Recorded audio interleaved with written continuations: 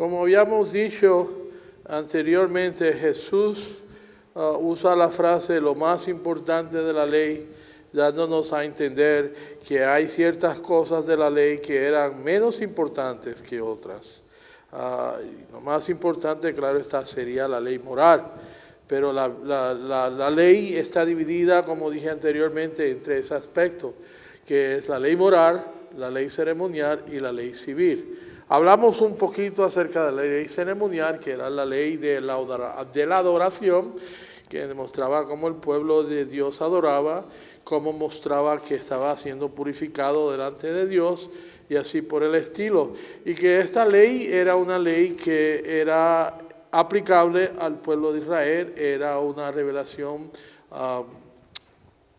que se aplicaba solamente al pueblo de Israel y que iba a tener un cumplimiento en la persona de Jesucristo. Y que nuestro sistema de adoración ya no iba a continuar haciendo de esa manera, porque Dios una vez más iba a mandar a su Hijo a morir en la cruz y Él iba a ser el sacrificio eterno. Y como sacrificio eterno no íbamos a tener que usar esa forma de adoración. Más adelante hablaremos más claro acerca de esta forma de adoración que ellos tenían, cuando toquemos un poco más en esta segunda parte del libro de Éxodos.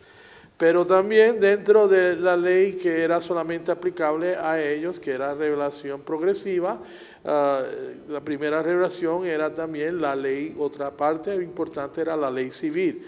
Éxodo 20 da la ley moral y los capítulos siguientes, 21 al 23, contienen las normas para la administración de la justicia en el pueblo de Israel.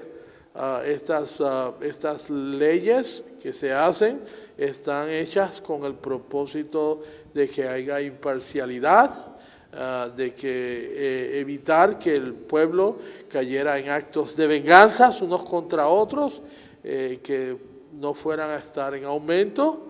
Y el principio de esta ley civil es la igualdad en la administración de la justicia. ¿Y cómo es que se hace esto? Ellos agarran la ley moral y la aplican a la ley civil de una nación.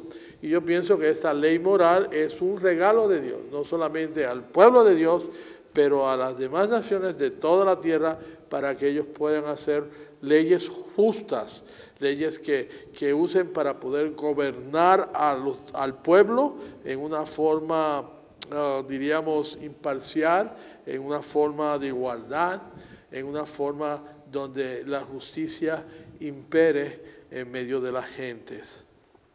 Estos dos aspectos, como hemos hablado, la ley ceremonial y la ley civil, son temporales. Al venir algo mejor, caducan. Y cuando llega Jesucristo, quedan sin vigencia. La ley ceremonial es símbolo y tipo de lo que Jesús vendría a ser como mediador nuestro. Al venir Jesús, la sombra pasa, pues la realidad que ha llegado. Así que nosotros, la razón por la cual nosotros ya no vamos a un templo a sacrificar animales, porque el Cordero de Dios fue sacrificado una vez y para siempre por nosotros, y ya no necesitamos volver a sacrificar a Cristo Jesús. Lo más importante, claro está, de la ley son los 10 mandamientos. Los 10 mandamientos son principios amplios, donde incluyen, aunque usted no lo crea o no, todos los comportamientos habidos y por haber. Cada mandamiento, cuando se da, es un mandamiento que te deja saber algo de un rango, es un rango de diferentes clases de comportamientos que tú puedas tener, que serían un pecado, que serían un acto en contra de Dios. Y estos mandamientos que están, tenemos que considerar no solamente el aspecto físico, pero también el aspecto espiritual, la parte interior del mandamiento. La Biblia nos dice que no matarás, no, por ejemplo, Pero cuando miramos en el Nuevo Testamento, Dios nos dice por medio del Señor Jesucristo que el hombre que odia a otro hombre, el hombre que desprecia a otro hombre, está violando el mandamiento. Porque el odiar, el rechazar, el tener mala voluntad hacia los demás es una violación de este mandamiento. La Biblia nos dice, no adulterarás, pero el hombre que se pone a mirar a una mujer que no es la de él, y una mujer que se pone a mirar a un hombre que no es el de él, casados, claro está, y se ponen a decir a esas personas en sus corazones, estos hombres y estas mujeres están pecando contra Dios, están violando la santidad del matrimonio. Así que vemos que Dios demanda que en esta relación que vamos a tener con Él, debemos ser santos, y la santidad se expresa, la santidad de Dios se expresa en estos mandamientos. Cuando Dios le dice al pueblo, más adelante en Levíticos capítulo 11, 44 y 45, sed santos porque yo soy santo, está diciendo, aquí tienes unas reglas que hablan acerca de mi naturaleza, hablan de lo que yo soy, de cómo yo soy y cómo yo quiero que ustedes sean. Lo mismo dice el Señor Jesús en Mateo capítulo 5, versículo 48, cuando dice, pues perfecto, como vuestro Padre que está en los cielos es perfecto. Lo que está diciendo es la misma cosa, sed santos como vuestro Padre que está en los cielos es santo, es apartado del pecado, no practica el pecado. El principio que diferencia entre los aspectos temporales, la ley ceremonial y la ley civil, como dijimos anterior, y el aspecto permanente, la ley moral es la naturaleza de Dios. La ley moral representa la naturaleza de Dios, representa las perfecciones de Dios, representa los atributos de Dios. Como la naturaleza de Dios no cambia, su santidad no cambia, su justicia no cambia, su amor no cambia, todas las normas que Él pide ser en el Antiguo Testamento, en la ley moral, tampoco cambian. Y quiero que también entendamos claramente que este mandamiento es como yo he explicado, y quiero volver a explicar porque he oído tantas veces a gente por ahí que está en la iglesia, diciendo que el pueblo de Dios en el Antiguo Testamento fue salvo de una manera diferente a como somos nosotros salvos en el Nuevo Testamento. No, ellos fueron salvos también por medio de la gracia. Ellos recibieron la gracia de Dios como nosotros la recibimos. Dios los había sacado con brazo fuerte de la esclavitud en Egipto, y ahora le da las leyes que espera que cumplan. Ya eran salvos, Dios los redimió, Dios los salvó por medio de la gracia. Ellos creyeron por fe a Dios y ya tenían el favor con Dios, ya tenían la relación con Dios como un pueblo. Su tesoro especial era Israel. Ahora Dios pide la santidad en el servicio, en la vida de ellos. La ley se dio no para que sean salvos, ya lo eran, sino para que sepan cómo honrarle, agradecerle, servirle y venir a ser como Él. Dios demanda que nosotros seamos como Él en ese aspecto. No que vamos a ser dioses, pero que vamos a ser criaturas que reflejamos lo que Dios es, su santidad. Muy bien. Entonces cuando miremos la santidad de Dios, la santidad de Dios la vemos en los 10 mandamientos. Vamos a buscar un momentito Éxodo capítulo 20, donde Dios da los 10 mandamientos al pueblo y le dice, y habló Dios todas estas palabras diciendo, yo soy Jehová, tu Dios, del versículo 1 en adelante. Y dice así, que te saqué de la tierra de Egipto, de casa de servidumbre, no tendréis dioses ajenos delante de mí. Y después dice, no te harás imagen ni ninguna semejanza de lo que está arriba en el cielo, ni abajo en la tierra, ni en las aguas debajo de la tierra.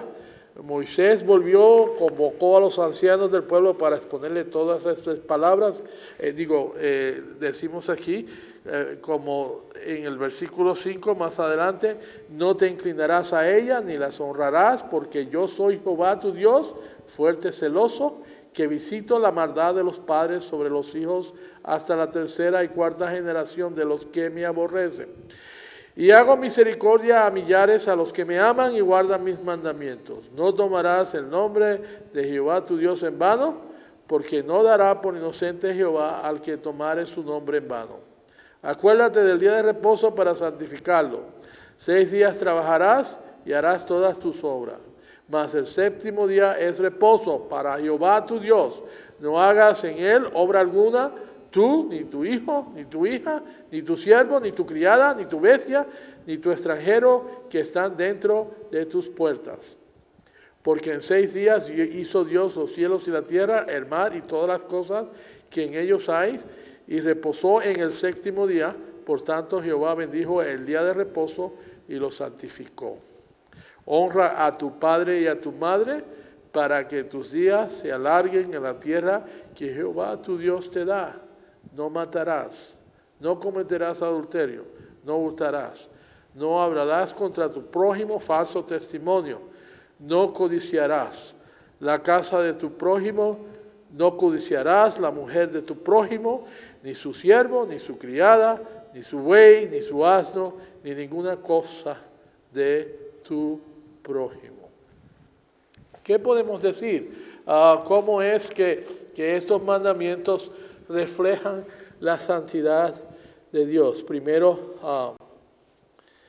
la cosa principal cuando dice aquí en el capítulo 20, versículo 3, no tengas otros dioses además de mí. ¿Qué es lo que está diciendo nuestro Dios? ¿Qué santidad está? ¿Qué aspecto de Dios Él está dejándonos ver? Simplemente nos está dejando ver la santidad de la persona de Dios.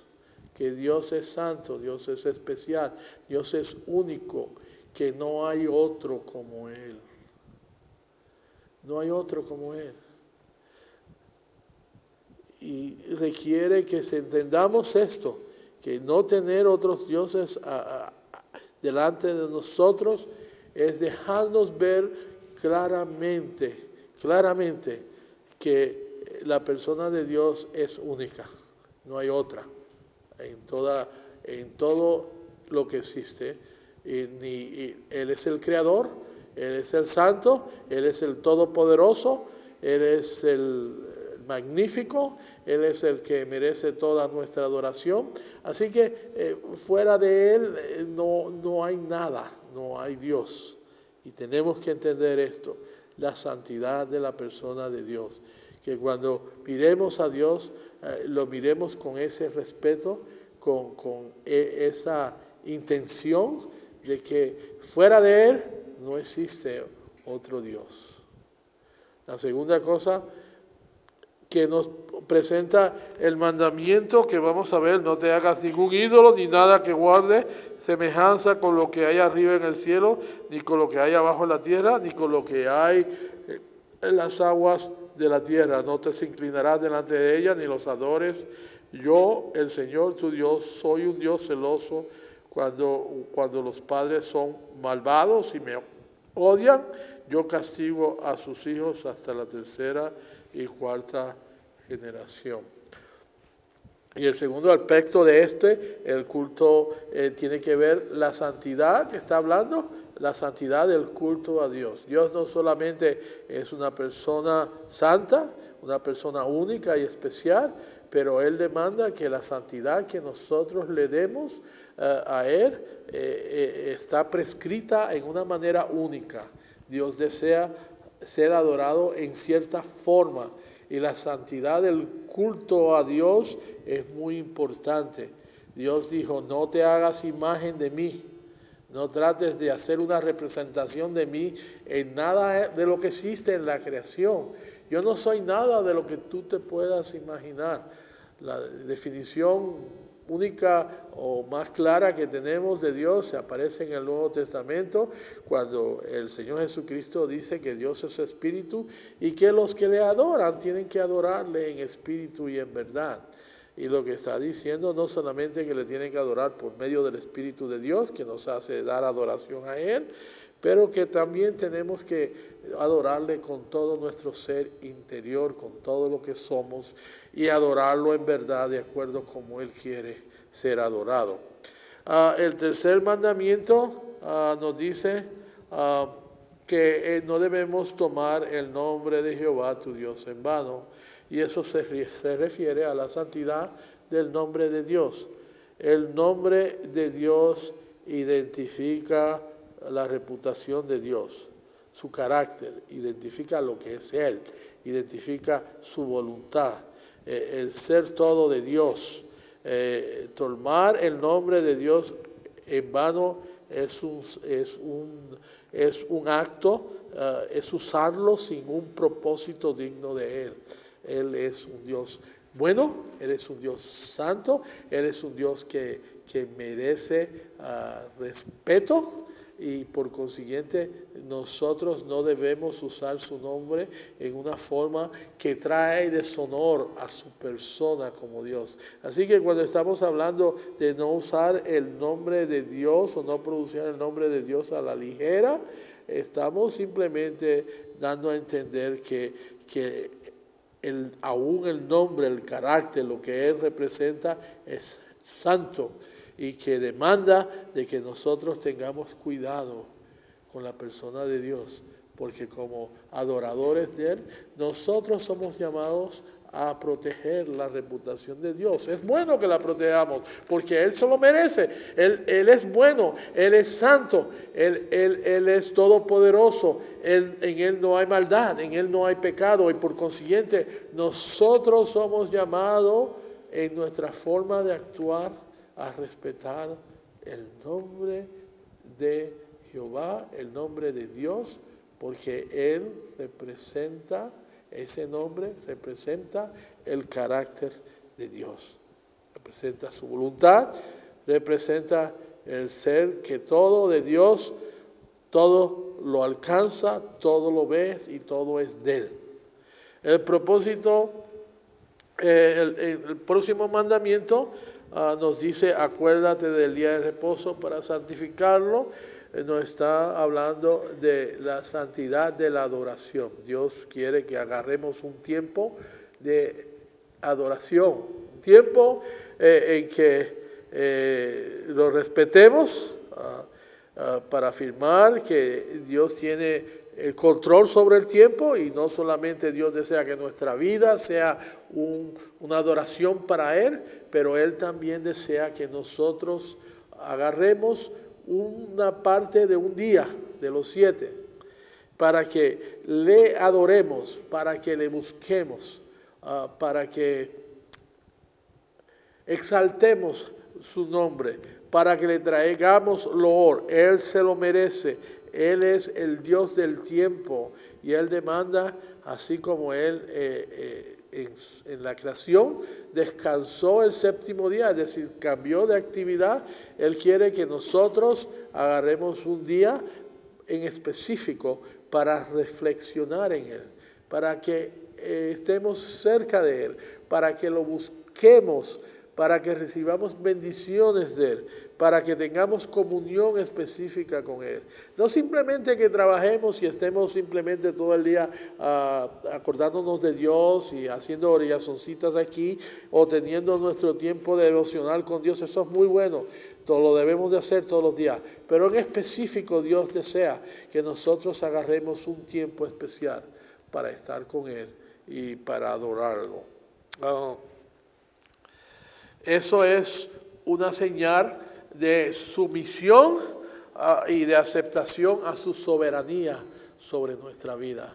Cuando nosotros adoramos a Dios, simplemente en tiempo comunal, no individual, pero un tiempo en que como comunidad de Dios, como pueblo de Dios, el pueblo se reúne en diferentes lugares, todos unidos a traer la adoración, y simplemente como una comunidad de Dios, como un pueblo de Dios, estamos diciendo, tú eres nuestro soberano y a ti nos sometemos, tú tienes todo derecho sobre nosotros.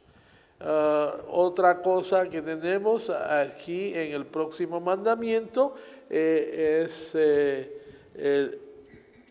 honra a tu padre y tu madre para que tus días se alarguen en la tierra que Jehová tu Dios te da.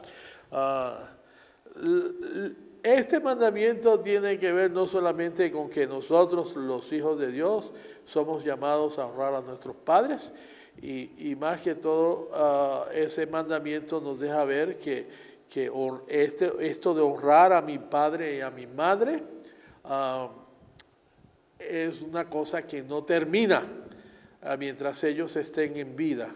Y yo tengo un derecho a respetar a mis padres, un deber a respetarlo también, pero también un deber que cuando era más joven o cuando soy niño, de honrar a mis padres sometiéndome a la autoridad que ellos representan, o la autoridad que Dios ha puesto sobre mí, los representantes de Dios en mi vida. Este mandamiento no simplemente tiene que ver como los representantes de Dios en mi vida, los padres, pero tiene que ver con el mandato de autoridad, de que Dios tiene varios representantes, no solamente los padres, pero también están los gobiernos, los representantes del gobierno, las personas que Dios pone autoridad sobre nosotros. Dios gobierna nuestra vida a través de esos representantes. Pablo es claro en decirnos que nosotros debemos someternos al rey y que debemos someternos al gobierno y que no en vano llevan la espada porque ellos son siervos también de Dios. Así que Dios nos gobierna y nos protege muchas veces y evita que nosotros nos hagamos mal muchas veces a través de representantes. La gracia, una de las formas de las gracias comunes que Él tiene en nuestra vida es las leyes de los gobiernos, los representantes del gobierno que previenen que mucha gente cometa ciertos crímenes. Así que a través de los representantes Dios tiende a gobernarnos, ya sean nuestros padres para comenzar y luego otras autoridades que pones en la nación y entre el pueblo. Y nosotros somos llamados a siempre someternos a estas autoridades, siempre y cuando estas autoridades no nos pidan hacer algo que sea contrario a la palabra de Dios, ya sea en la casa, el Estado y también la iglesia. Nosotros somos llamados a someternos a los representantes que Dios ha puesto sobre nosotros, obedecerlos, honrarlos y orar por ellos, aun cuando las cosas que hacen no estén totalmente correctas. Otra de las cosas que nosotros tenemos que hacer es el próximo mandamiento que nos habla de no matarás. No matarás tiene que ver con la santidad de la vida. Dios desea que nosotros seamos santos en todo momento, que aún en cómo tratamos a las otras personas.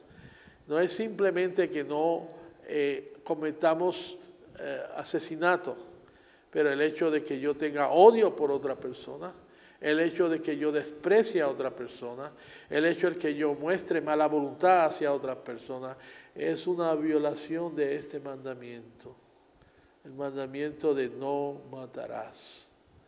Cuando yo estoy haciendo cosas contra otra persona, cuando yo guardo resentimiento contra otra persona, en vez de dárselo a Dios, estoy violando el mandamiento no matarás. Y cada uno de estos mandamientos tiene una aplicación que diríamos es una aplicación positiva. Si yo no debo de matar, entonces mi deber es tener cuidado de preservar la vida mía y la vida de los demás. Una de las cosas muy importantes que nosotros los cristianos debemos de hacer es de tener cuidado de no hacer cosas donde pongamos la vida de los demás en riesgos. En el Antiguo Testamento, en la ley civil, se prescribía un castigo por la persona que tuviera un toro que corneaba y de repente el toro se escapaba y él sabía que el toro andaba suelto. Era su deber de ir a recogerlo y guardarlo, porque si lo dejaba y se olvidaba del toro, decía, a mí qué me importa que haga el toro lo que quiera, y el toro iba y corneaba a una persona, esa persona era responsable del asesinato de la otra persona. Por consiguiente, la ley prescribía un castigo. Y en el lado positivo, yo debo hacer todo lo posible por preservar la vida de las personas. No debo simplemente hacer un acto de evitar que no mueran, pero buscar positivamente protegerlas. Si hago un hoyo en la tierra, la Biblia también habla de eso en el Antiguo Testamento, un hoyo bien profundo en la tierra, debo de poner señales alrededor, ¿verdad? Para que por la noche, cuando esté oscuro y nadie vea, que una persona sin darse cuenta caiga en ese hoyo y se rompa la cabeza y muera. Porque yo soy responsable por eso. Es decir, yo no estoy ayudando a preservar la vida. También tenemos cuando los chiquitos están jugando en un salón y hay tomacorrientes por todos lados. Tenemos que entender que los chiquitos, los niñitos, los bebitos, las personas que se están moviendo, son gente muy curiosa y tienden a querer meter cosas por el tomacorriente y pueden terminar electrocutados, y nosotros tenemos que darnos cuenta de esas cosas, y lo que debemos es ponerles tapitas a los tomacorrientes para preservar la vida de esos niños y para que esos niños no se hagan daño. Es nuestro deber, es el deber del cristiano preservar la vida, no solamente no quitarla, no solamente no tener mala voluntad contra los demás, pero buscar de tener siempre buena voluntad hacia los demás, de buscar en todo momento de preservar la vida de los demás, cuando estamos manejando, por ejemplo. Muchas veces en una área donde hay una comunidad, dice que solamente debemos ir a 30 kilómetros por hora, porque ahí hay gente y de repente, sin uno darse cuenta, un niño puede salir corriendo de una casa y tratar de cruzar la calle, y entonces en esa área te dicen que reduzcas tu velocidad para que te dé tiempo a parar, para que te dé tiempo a dar un alto y no vayas a matar a un niño o vayas a matar a una señora o un viejito que está tratando de cruzar la calle o que se meta a cruzar la calle y no se dé cuenta que tú estés viniendo. Lo que sucede es que mucha gente agarra y en vez de ir a 30 kilómetros por hora, como dice la ley, se van a 55 o 60 kilómetros por hora, y cuando la persona se mete, no les da tiempo de parar. Y matan a la persona. ¿Cree usted que usted no es culpable de la muerte de esa persona? Sí lo es. Desobedeció. No tuvo el valor ni tampoco la obediencia de proteger la vida. Era su deber proteger la vida manejando a 30 kilómetros por hora. Mas sin embargo usted iba a 55 o 45 o más allá y puso en peligro la vida de esas personas. Es usted responsable de la muerte de esa persona.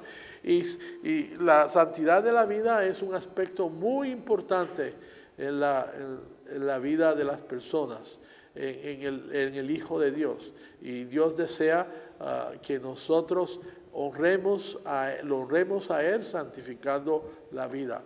Cuando un hombre comete un asesinato contra otro y levanta su mano contra otra persona, la Biblia nos dice que esa persona lo que está haciendo está matando la imagen de Dios en el hombre. porque nosotros somos creados en la imagen de Dios. ¿Ah? Un hombre puede saber cómo matar a otra persona de mil maneras, pero ¿sabe qué? Cuando usted mata a una persona le quita todo, porque no hay una forma en que le pueda devolver la vida. No hay forma en que usted pueda devolver la vida. Así que el problema no es simplemente de no matar, pero la idea detrás de esto, de matar a una persona, cuando le matamos la imagen de Dios, lo que estamos diciendo simplemente es esto. Dios, si Dios pudiera, te mataba a ti también. Porque si tú matas a una persona que está hecha a la imagen de Dios y refleja la imagen de Dios, y lo decides que lo vas a matar y le estás quitando esa imagen, estás en rebelión contra Dios, estás en rebelión en contra de la naturaleza de Dios y estás diciendo, si yo pudiera también te asesinaría a ti, oh Dios. Muy bien, continuemos. En el próximo mandamiento es, no cometerás adulterio. Ándale. Este es uno de los problemas más serios que tenemos en Latinoamérica. Es un problema serio entre los hombres de la iglesia, entre las mujeres de la iglesia. Es también un problema serio entre los pastores. Pero el mandamiento no está simplemente hablando de no cometer adulterio. Está hablando más bien de la santidad del matrimonio y del cuidado del matrimonio. No simplemente te está diciendo lo peor que tú puedes cometer es adulterio. Claro está, es lo que está diciendo, es lo máximo, es el alcance, lo peor que puedes hacer en este caso. Pero en lo que te está hablando en la santidad del matrimonio, lo que te está diciendo es, cuida tu matrimonio, dale las cosas a la esposa que necesita, ámala, cuídala, protégela, llena sus necesidades emocionales, llena sus necesidades físicas, llena sus necesidades espirituales. Es tu deber estar con ella, es tu deber acompañarla, es tu deber de cuidarla, es tu deber de proteger a tu esposa y el esposo de proteger a la esposa y la esposa de proteger al esposo. Estar juntos, unidos. Dios los llamó para que estuvieran juntos. Dios no te llamó a ti para que te fueras con tus amigos y dejaras a tu esposa y la abandonaras y la dejaras todo el día sola. No, eso no es el llamado de Dios. Cuida tu matrimonio. Dios te llama a estar con ella. Dios te llama como diríamos, a dialogar con ella, a tener un compañerismo continuo con ella, a llenar todas esas necesidades que ella como esposa necesita. ¿Cómo nos dice? Nosotros los hombres nos gusta hablar de mujeres someteos a vuestros maridos, pero ¿qué nos dice la palabra de Dios? Maridos, amad a vuestras mujeres como Cristo amó la iglesia. ¿Y sabe cómo Cristo amó la iglesia? Ama y todavía ama a la iglesia en un amor sacrificial. Un amor donde Él se sacrifica por la iglesia. Él hasta da su vida por la iglesia. Yo me acuerdo muchos años atrás cuando estaba dando una consejería y yo le dije al muchacho, ¿cómo tú sabes que tú amas a esta muchacha? Y él me respondió y me dijo, yo sé que yo amo a esta joven porque yo estaría dispuesto a dar mi vida por ella. Y esa es verdaderamente una bella respuesta, porque representa realmente lo que Cristo ha hecho por la iglesia. Cristo cuida de la iglesia, Cristo protege la iglesia, Cristo le llena las necesidades a la iglesia, Cristo muere por la iglesia, Cristo hace todas estas cosas por la iglesia. Y los hermanos hoy en día hablan, no, que mis esposas se tienen que someter a mí. ¿Y qué acerca de lo que es eso? De el hombre cuidar a la esposa como Cristo cuida de la iglesia. Así que en la santidad del matrimonio no simplemente voy a hablar de que el hombre no debe de cometer adulterio. No, el hombre no debe de cometer adulterio, no debe mirar a otra mujer y desearla en su corazón, eso sí es cierto, no la mires ni la desees en tu corazón, porque y particularmente si ella es casada, ya estás interfiriendo en su matrimonio y también tú mismo estás interfiriendo en tu matrimonio. Estás haciendo algo malo, estás haciendo algo indebido. Y que cuando la Biblia habla de no adulterarás, estás hablándote de que debes de tener un matrimonio saludable. Te está hablando de tener un matrimonio saludable, de que Dios desea que en tu vida haya un matrimonio que representa lo que Cristo representa en la iglesia. Por eso Pablo dice que en el matrimonio hay un misterio, que es un misterio entre Dios y la iglesia. Y dice, ahí hay un misterio. Y por eso en este mandamiento tenemos que tener cuidado de cuidar de nuestro matrimonio. No adulterarás en una forma positiva, representa amar a tu esposa, representa sacrificarte por tu esposa y tu esposa también por ti, representa buscar el beneficio de tu esposa, buscar lo mejor para ella. Y lo mismo la esposa para con el esposo. Continuemos entonces. El próximo mandamiento es no hurtarás. Y estamos hablando de la santidad de la propiedad. Dios desea que nosotros respetemos la propiedad. Las cosas que nosotros tenemos son extensiones de nosotros. Y es muy triste cuando encontramos que dentro de la iglesia y dentro del pueblo de Dios hay personas que dicen que adoran a Dios y están continuamente violando este mandamiento. ¿Cómo es que violamos este mandamiento? Bueno, de diferentes formas. Una de las formas de violar este mandamiento es no darle a Dios la parte que le pertenece a Dios de su salario. Eso es una cosa muy común que lo oímos y lo oímos predicar todo el tiempo. Pero más que todo violamos este mandamiento cuando tenemos nuestro propio negocio y cuando llega el momento de pagar los impuestos, no pagamos todos los impuestos, mentimos, decimos que recibimos tanto cuando recibimos otra cantidad mucho más grande. El Señor Jesucristo dijo, dar a César lo que es de César y dar a Dios lo que es de Dios. Y si tú quieres la bendición de Dios en tu vida, asegúrate de cumplir con este propósito, con este mandamiento.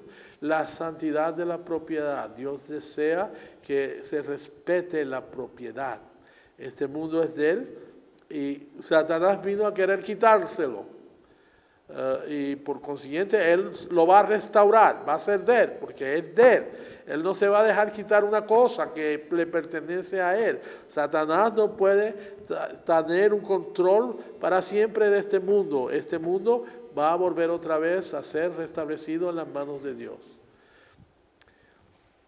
Una cosa importantísima que tenemos que ver en este mandamiento de la propiedad es que Dios desea que por medio de este mandamiento nosotros demos un buen testimonio a los demás de que somos diferentes, de que respetamos lo que no es nuestro.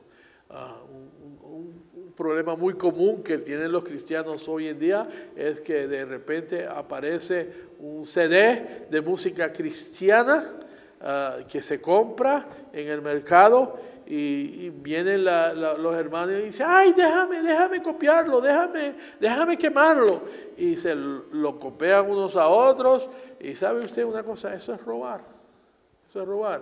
Usted está robando las ganancias al autor. Usted no se copie una cosa que no es suya, es robar. Eso es una forma moderna de robar con la tecnología que tenemos ahora. Lo que no es, lo que está hoy en día no es de nosotros. En esa música no es de nosotros, los derechos son del autor. Si usted quiere escuchar esa música, no la copie, cómprela.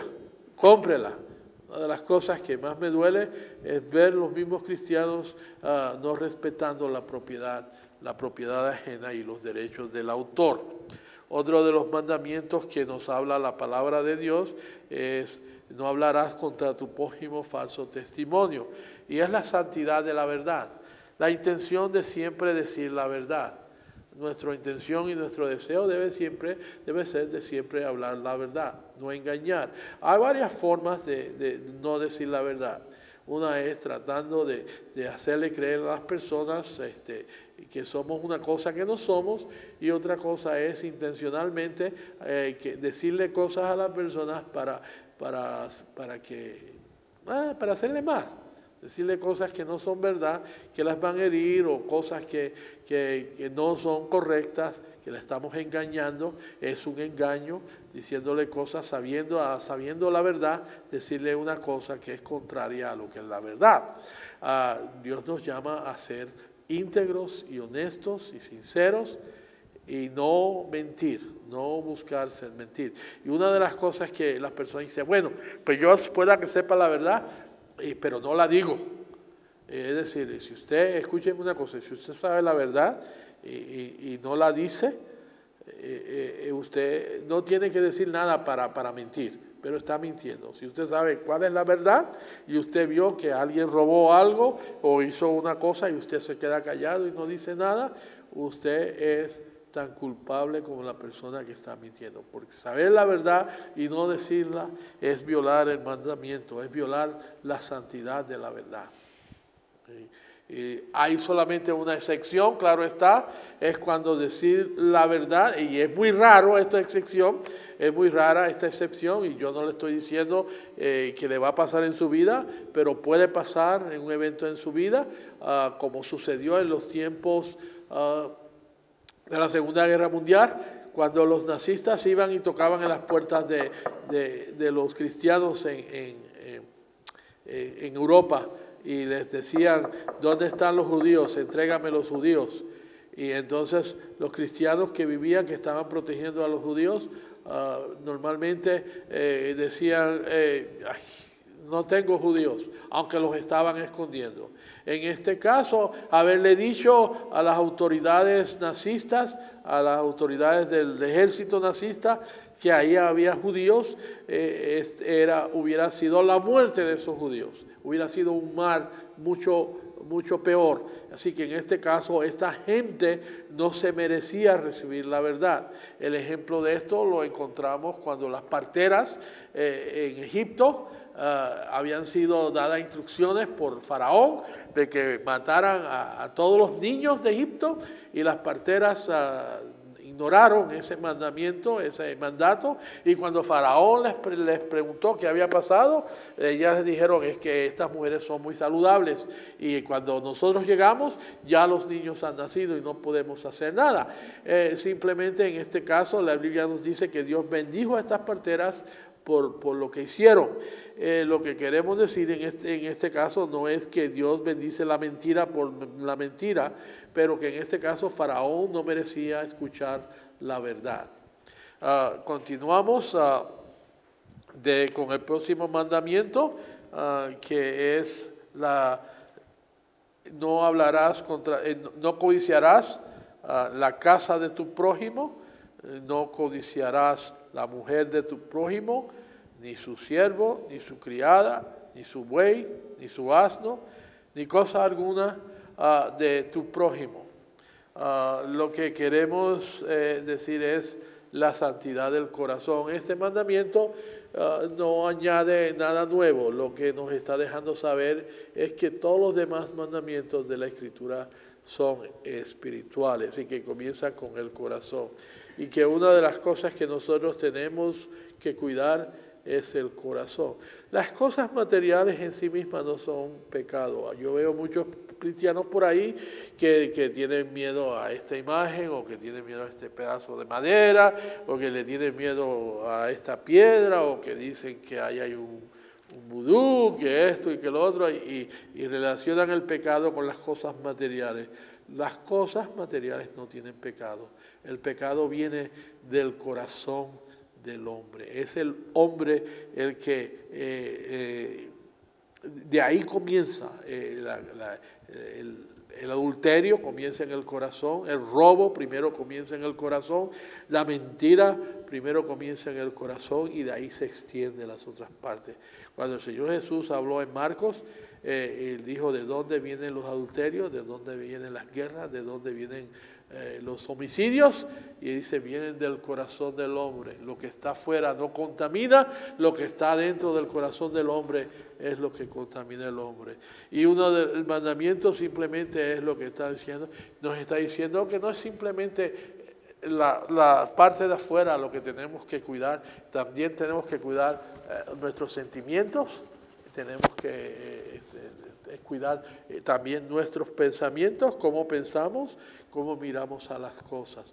Cuidar nuestra vida significa cuidar nuestro corazón, cuidar nuestros sentimientos, cuidar nuestras emociones, cuidar la forma en que pensamos. La santidad de Dios es lo que nos está diciendo claramente, deja todo. Acuérdate que lo más importante es tu corazón. Comienza con tu corazón y cambia tu corazón y cuida tu corazón. No permitas que tu corazón caiga en pecado primero, porque si cae pecado en primero, eso va a llevar a otras consecuencias más adelante. Cuida tu corazón, piensa en estas cosas. Estos son los mandamientos de Dios, estas son las palabras que Dios nos ha dado, que Dios esperaba que el pueblo de Dios cumpliera y que Dios hoy en día espera que la iglesia cumpla. Eso no ha cambiado. Nosotros miramos al pueblo de Dios en el Antiguo Testamento y decimos, son diferentes. No, no son diferentes. Dios habitaba en el medio del pueblo y todavía habita en el medio del pueblo hoy. Dios le dio unos mandamientos que representaban la santidad de Él y esos mandamientos todavía son aplicables a nosotros hoy en día.